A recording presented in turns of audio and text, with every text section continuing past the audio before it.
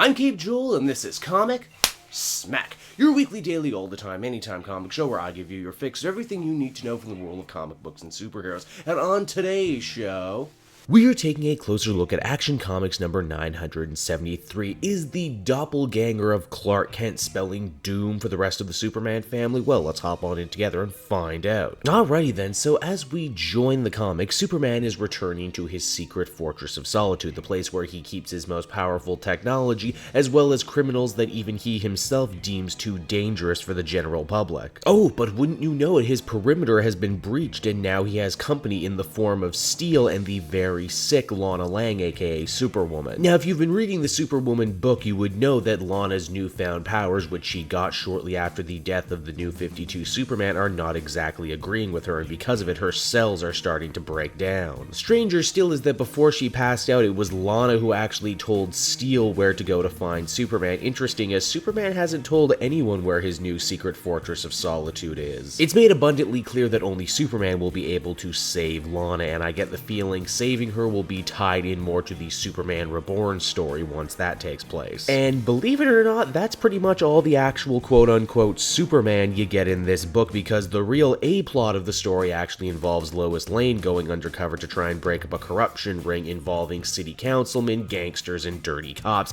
with the help of Maggie Sawyer. It's actually a really cool little noir segment that reminds you how far Lois Lane is willing to go in order to break the case and be the best journalist she can be. Why, when the sting operation goes tits up, she even shows that she's more than capable of defending herself. What with being a military brat and also the wife of Superman, why wouldn't she be able to do these things? The one mystery though she can't seem to break is this extra Clark Kent that's been running around since the beginning of DC Rebirth. He seems to come and go with little to no explanation, and no one can seem to pin down where he's from. All in all, he's harmless for the most part, although occasionally he has shown to have a bit of a darker side to himself. He's definitely obsessed with Lois and is continually overstepping his boundaries with her. Lois figures that she is perhaps in a better position to unravel this guy's mystery than just about anyone else, especially because creepy Doppel Clark, oh yes, they name him in this issue, wants to invite Lois out on a date. At first she's kind of repulsed and also a little worried what her husband Superman would think, but at the same time she is a journalist and she does want to get to the truth of this matter, so she agrees as the comic winds down. Detective Comics number 973 was a fun little focus issue that definitely let the greater Superman supporting cast shine. It didn't knock my socks off like previous issues in this series did, but it offered a nice breather. I think one of the greatest triumphs of these DC Rebirth Superman stories is just all the connective tissue that's going on between all the very different books. And very soon, all these seeds that have been planted about Superman Reborn will bear fruit. We'll be getting our very first big Superman event in the DC Rebirth, and I can't personally wait for that. Overall, though, I think I'd feel comfortable giving this issue a 7 out of 10. Still above average, but we know they can do better. Hey everyone, thanks so much for watching my newest video. I hope you enjoyed it, and while you're here, why not check out another video I have on offer, or